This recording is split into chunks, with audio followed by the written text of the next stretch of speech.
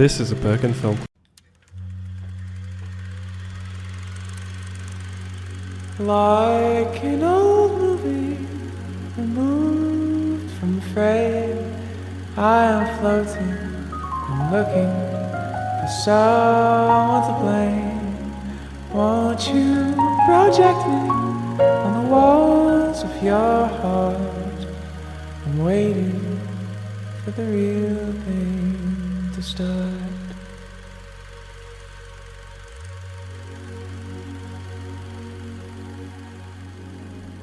Hello!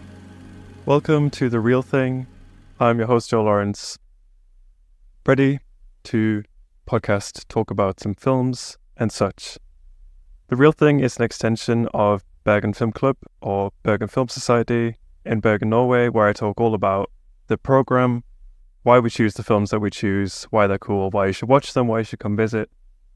Yeah. It's been a very busy, stressful time for a lot of us at Bergen Film Club. We've just finished with Bergen International Film Festival, or BIF, as I'm going to refer to it as. But overall, it was a really amazing experience. I got to work as a projectionist, which was awesome, and very grateful for the opportunity to work and see some amazing films. Today we're doing something a little bit different, actually. We're talking about a director.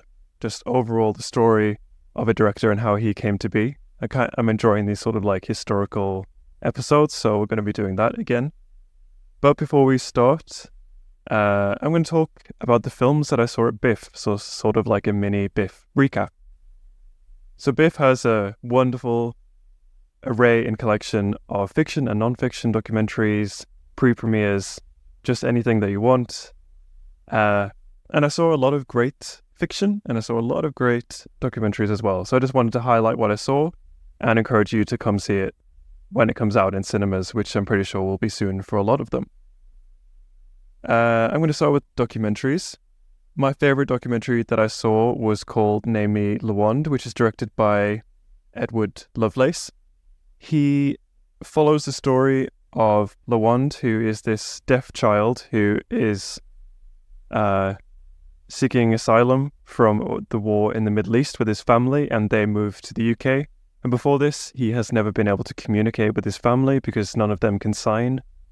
And it's just a story of him kind of acclimating and learning his trauma and learning how to communicate and like choosing what's best for him and sort of changing the whole perspective of his entire family. It was really powerful, so moving and beautiful and amazingly made. So yeah, if you can see that one, definitely go for it, and big up Edward Lovelace, because it was just a perfectly crafted, wonderful documentary. It was so good. In the same vein, I saw a documentary called Is There Anybody Out There by Ella Glendenning. I read like the bio. While navigating daily discrimination, a filmmaker who inhabits and loves her unusual body searches the world for another person just like her, and explores what it takes to love oneself fiercely despite the pervasiveness of ableism. It was just like, it was a view of disability in a way that I had like never really seen it discussed before, and the conversations that she was having with other people in her life was so frank. And it was kind of like acknowledging and beyond the disability. So, and just like how, I think I just had never really had that perspective before, that it highlights kind of young children going through like years and years of terrible, well, not terrible, but just very heavy and life-altering surgeries when they're just children. And she's kind of highlighting, you know, like if there is nothing wrong with them, apart from that they look different, then is there a need to do this? And like a quote from her mum in the documentary was, "If it ain't broke, don't fix it." And yeah, it was just really, really powerful and such a unique, amazing look into this life, and kind of highlight the ableism that we all kind of inherently adhere to. So yeah, Is There Anybody Out There and Name Me Lawand, definitely two documentaries that I can really push. I'm going to go for 3 fiction films, starting with Samsara. So it is a Buddhist cycle of death and reincarnation.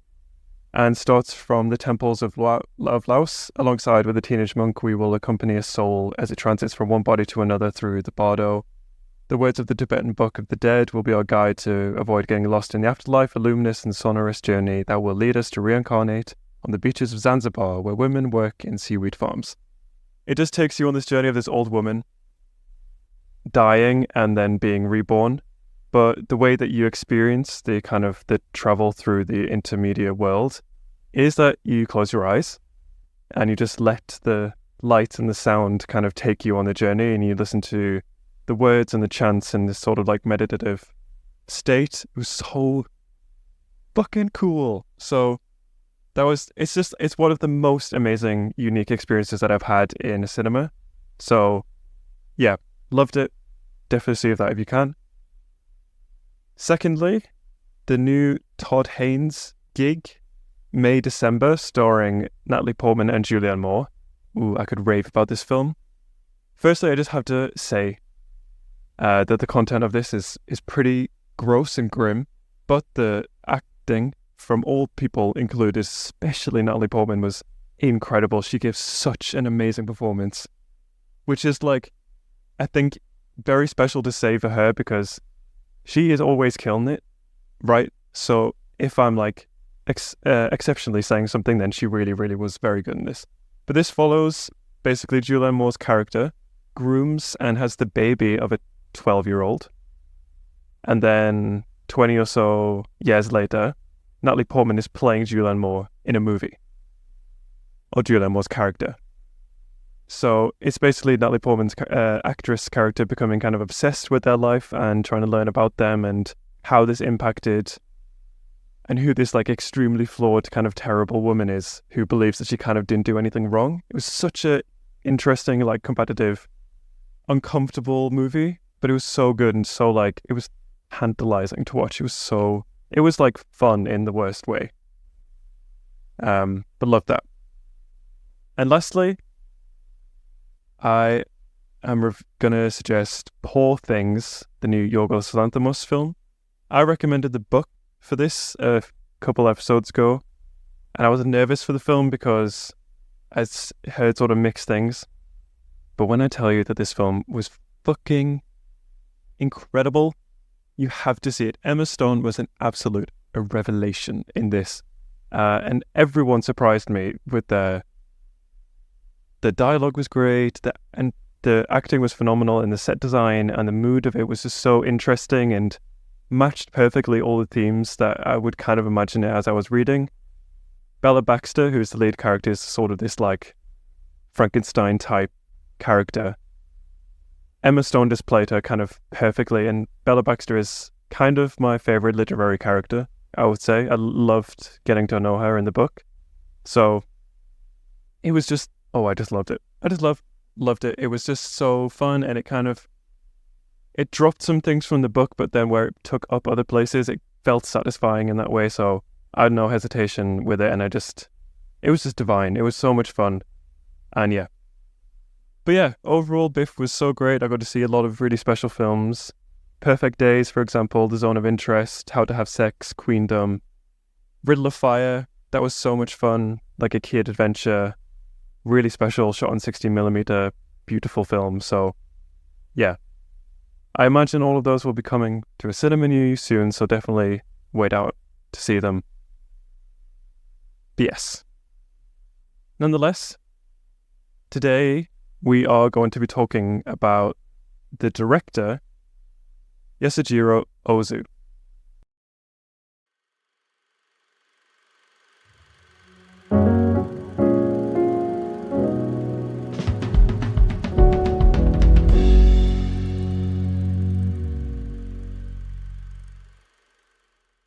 So the sources that I'm using today are Wikipedia and a 2003 article from Senses of Cinema written by Nick Wrigley, which I'm pulling a lot from because it's very perfectly researched and really encapsulates a lot about this very interesting man and his filmography.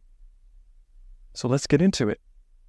So for those of you who don't know, the films of Yasujiro Ozu examine the basic struggles that we all face in life, cycles of birth, death, transition from childhood to adulthood, and the tension between tradition and modernity. The titles often emphasize the changing of seasons, a symbolic backdrop for the evolving transitions of human experience. Seen together, Ozu's oeuvre amounts to one of the most profound visions of family life in history of cinema. Ozu's career falls loosely into two halves, divided by the Second World War. His breezier earlier works are unafraid to acknowledge the influence of Hollywood melodramas or to flirt with the farce. Such films contrast greatly with his later masterpieces, which portray a uniquely contemplative style so rigorously simplistic that it renounces almost all known film grammar. So let's start with his background. Who was he? So he was born on December 12th in 1903 in Tokyo. He and his two older brothers were educated in the countryside in Matsuzaka, whilst his father sold fertilizer in Tokyo. When he was 13, he began middle school at Uji Yamada and was an unruly pupil who loved mischief, fighting, keeping photos of the actress Pearl White, the very famous actress of the time, on his desk, and drinking alcohol. Drinking was a habit that he gained in early life and one that he was to keep. Ozu developed a love of film during his early days of school truancy, but his fascination began whilst he saw Matsunosuke, his historical spectacular, at the Adagoza cinema in Matsuzaka. He also, very interestingly, got kicked out of school for sending a love letter to a boy. Despite having very few qualifications following his school run, he secured a position as an assistant teacher in a small mountain village some distance from Matsuzaka, a post for which a college diploma was not needed. Little has been written or spoken about Ozu's time teaching in this community, except that this is known when he drank almost continually. Friends came to visit him and stayed for extended drinking sessions for months on end. Eventually, his father had to wire him money to pay off his drinking debts, and Ozu went back to Tokyo after a decade away to live with his family. Ozu's uncle, aware of his nephew's love for film, introduced him to Teihiro Tsutsumi, then manager of Shochiku. Not long after, Ozu began working for the great studio, against his father's wishes, as an assistant cameraman. It may be thought nowadays that Ozu more than landed on his feet when he began to work in movies. However, in 1923, the Japanese movies were not considered respectable or proper employment, and there was consequently a shortage of enthusiastic, bright young men involved in the production.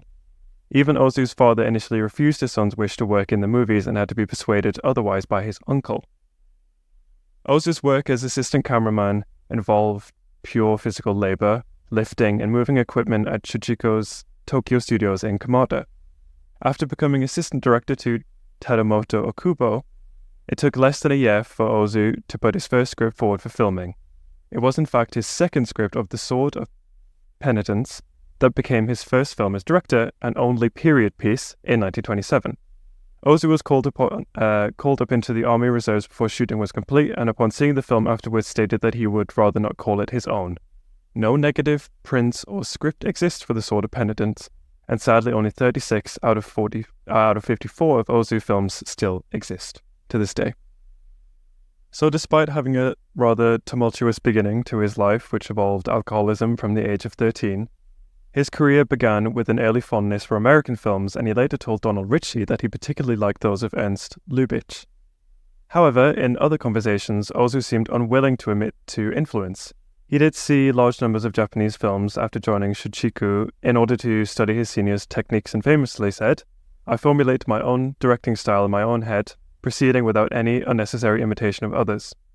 For me, there was no such thing as a teacher. I relied entirely on my own strength." Audi Bock points out that it's difficult to look for parallels between Ozu's life and his films. College, office, and marital life, none of which Ozu experienced, are subjects of many of his films. Army life never appears, and provincial life, such as he lived with his mother in Matsuzaka, only rarely. She concludes that Ozu must have approached film as an art of fiction from which realism was to be distilled. Quote, "His inspiration came from outside of his own life, from his mind and the lives of others observed to perfection with that mind."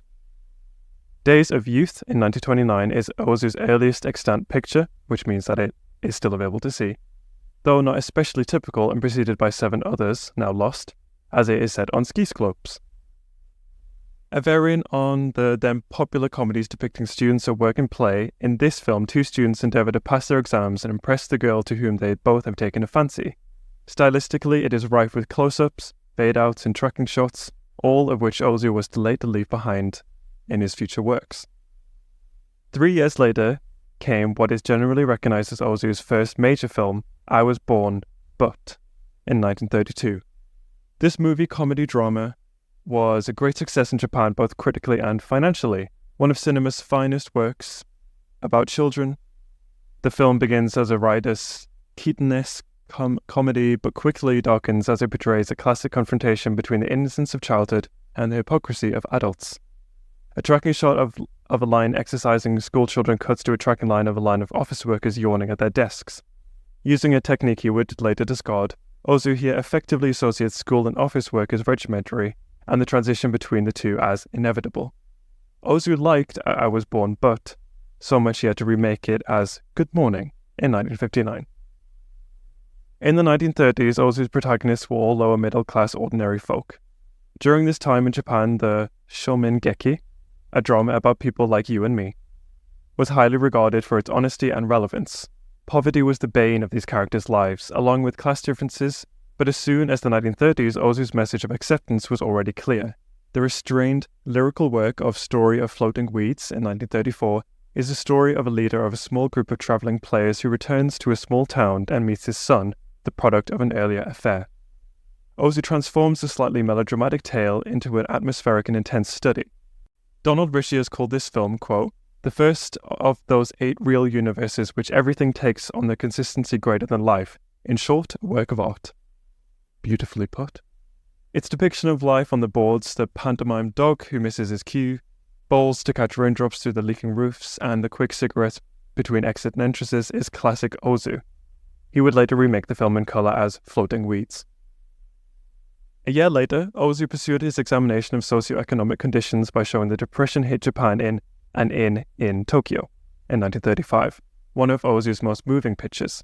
A father and his young sons trudge through the back streets of Tokyo, vainly seeking work, and with few possessions must choose between food and shelter. In many ways, it anticipates the neorealism of De Sicker's The Bicycle Thief in 1948, but with an even more powerful ending. Although quote-unquote talkies had reached Japan by 1935, Ozu, like Chaplin, held out for silence, but he couldn't stop the studio from adding music. His subsequent films were all talkies.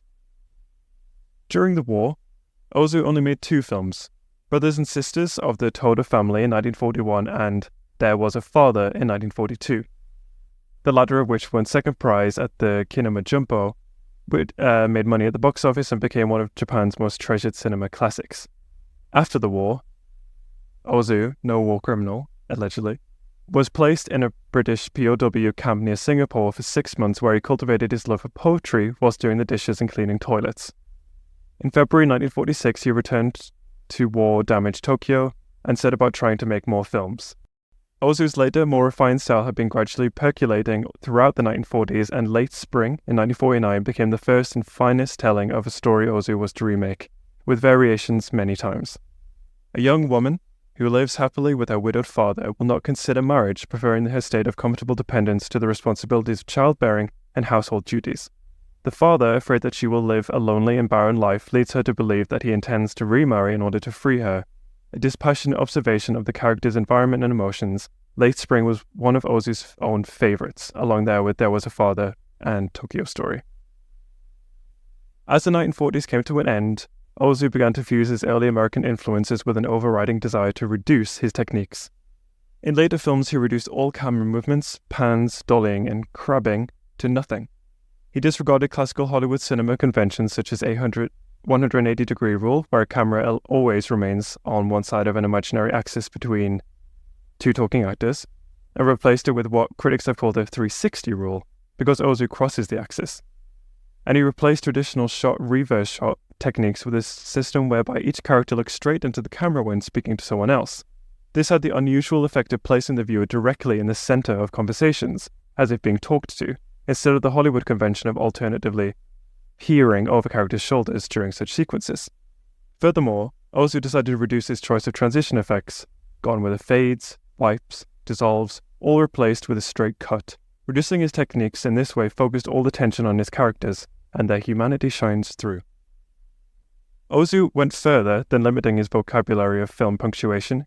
He also sought to de-emphasize his films as plot. the direct opposite of what Hollywood cinema was doing at the time.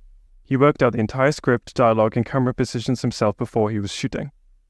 Ozu regular Chishu Ryo recounts, quote, Mr. Ozu looked happiest when he was engaged in writing a scenario with Mr. Kogonada at the latter's cottage on the table of Nagano Prefecture.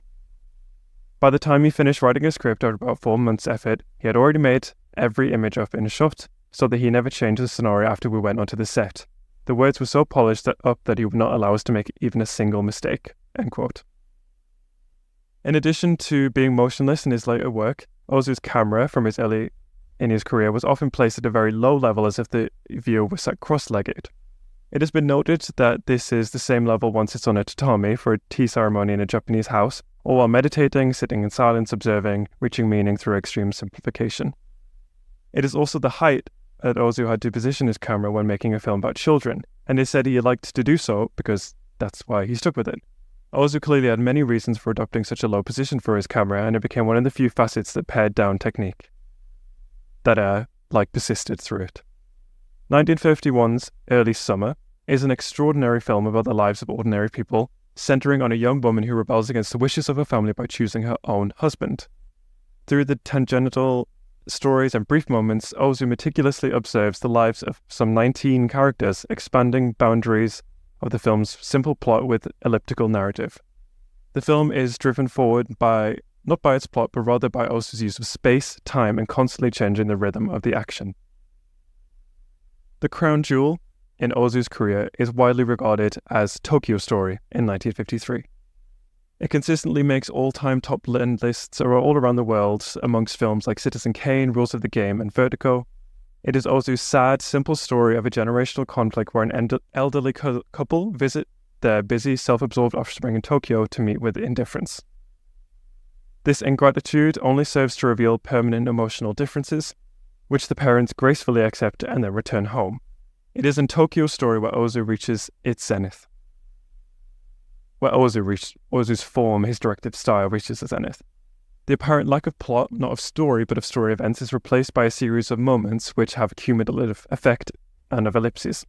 David Desser highlighted the different kind of ellipses in Tokyo Story, identifying them as follows, quote, minor ellipses denotes the dropping of a minor plot point event. For example, a character discusses sending the parents on holiday, and the next shot shows the parents on holiday, Ozu having alluded scenes where the parents are persuaded to go on holiday. Surprise ellipses can be demonstrated by Ozu preparing the viewer for a scene and then simply aligning the whole event for effect. A risky strategy, as the greater the ellipsis, the more alert the viewer must be. Finally, dramatic ellipsis is concerned when the off-screen occurrence of something dramatic which the viewer only hears about later. For example, the sudden illness of a mother that we only hear about secondhand. Ozu maintains the mood and tone without needing to portray the events that he is lighting or omitting. Unlike classical Hollywood cinema, which would generally base itself around the things that Ozu leaves out. Indeed, the ellipses convolve and dictate the pace of the film.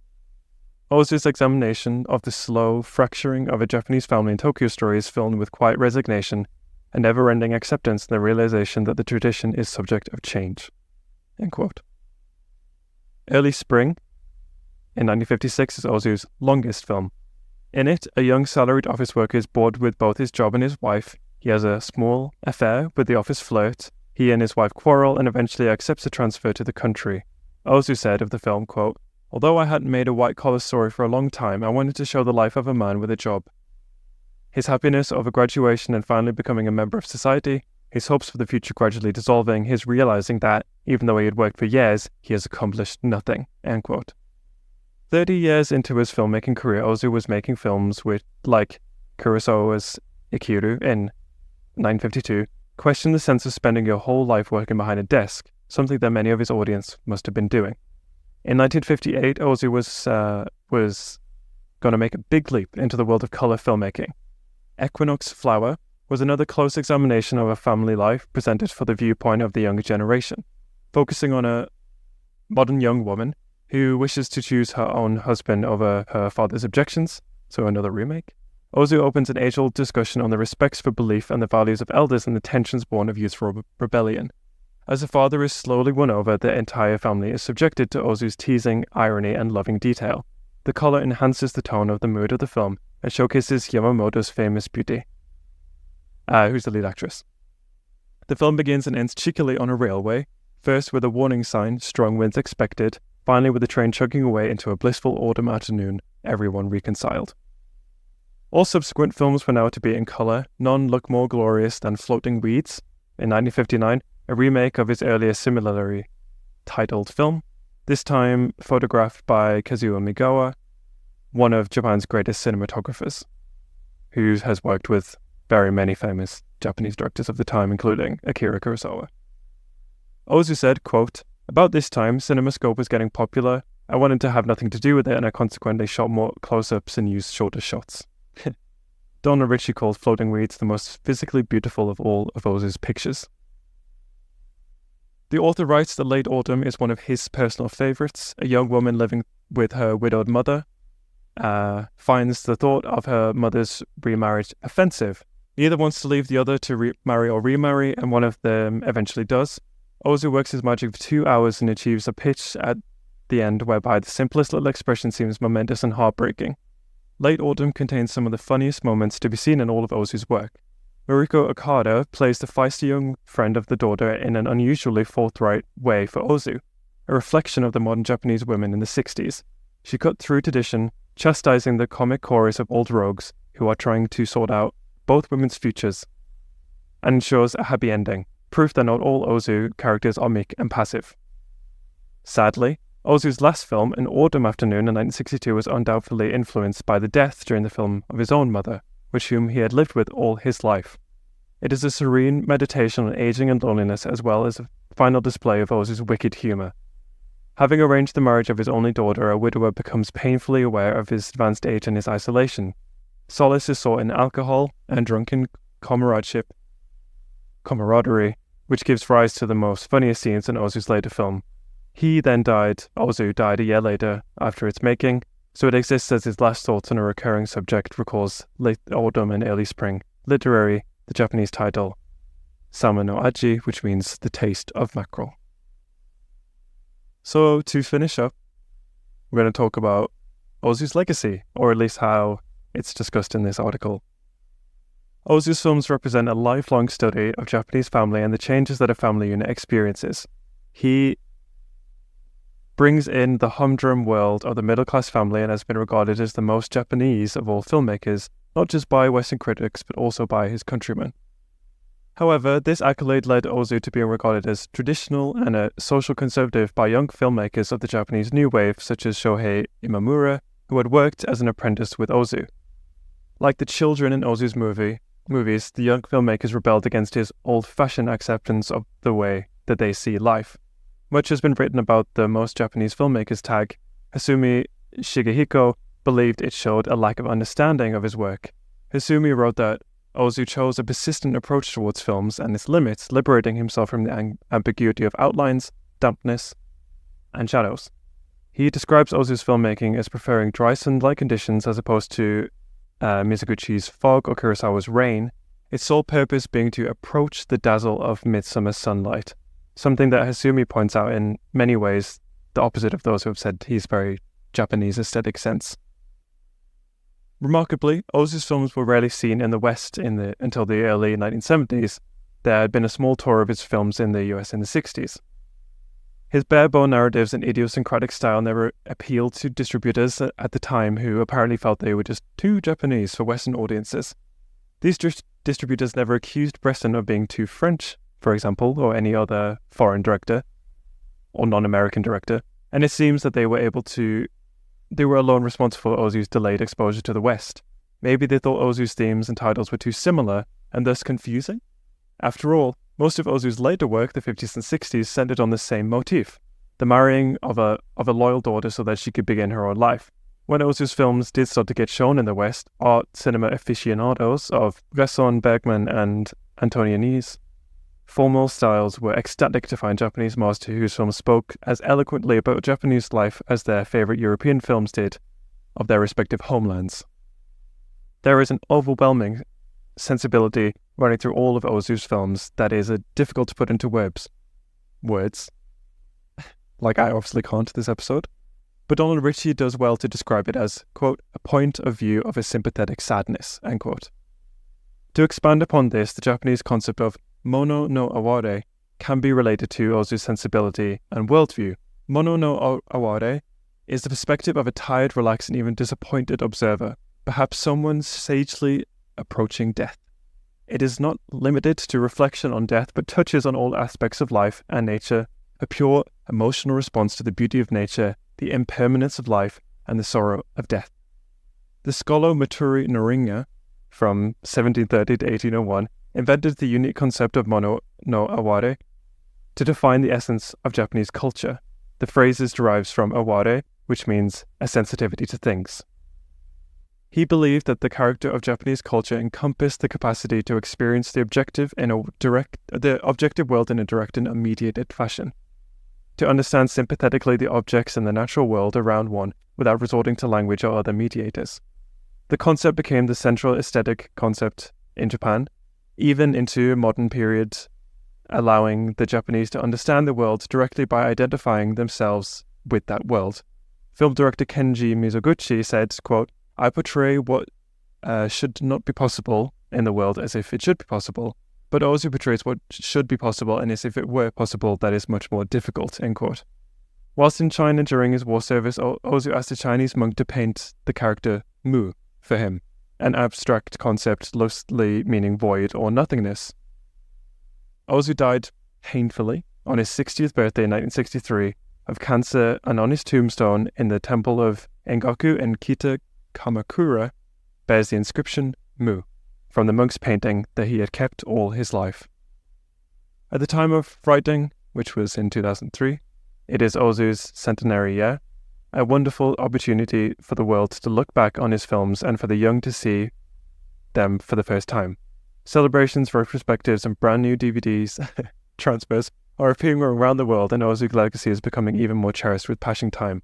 And it's even more so now, we're 20 years past 2003, so it's his 120th birthday this year, so and it is soon his birthday, December 12th, I think. So we can all celebrate Ozu in a very special way at that time. It's been so fantastic to get to learn about how he sort of challenged cinema in a way, like reducing as much as you possibly can to still tell such a poignant and deliberate story with very little going on. I love these sort of slice of life kind of films with not a lot happening. It's just kind of an examination of a thing that's happening to someone. And I think that Ozu does this very well. So it's been very interesting to learn about, and I hope that you, listener, have enjoyed learning about him as well, and hopefully feel kind of inspired to go see some of his more famous works and then maybe get some deeper cuts. This has been a very nice episode. Nice to ease back in. We've got some big things coming up for the month of November, so keep an eye out, definitely. This is coming out on Halloween, I think, so happy Halloween. Be safe. And thank you for listening. This has been The Real Thing. I've been Joel Lawrence. Thank you. Goodbye.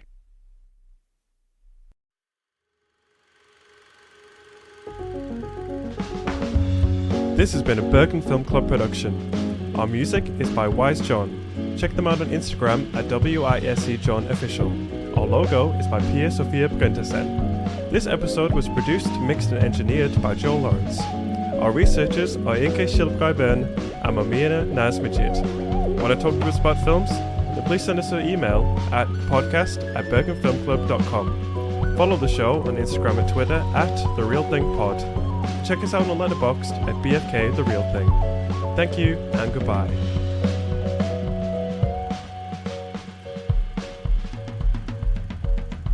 Listen, follow, leave us a review on Spotify, Apple Podcasts, Amazon Podcasts, or wherever it is that you get your podcasts.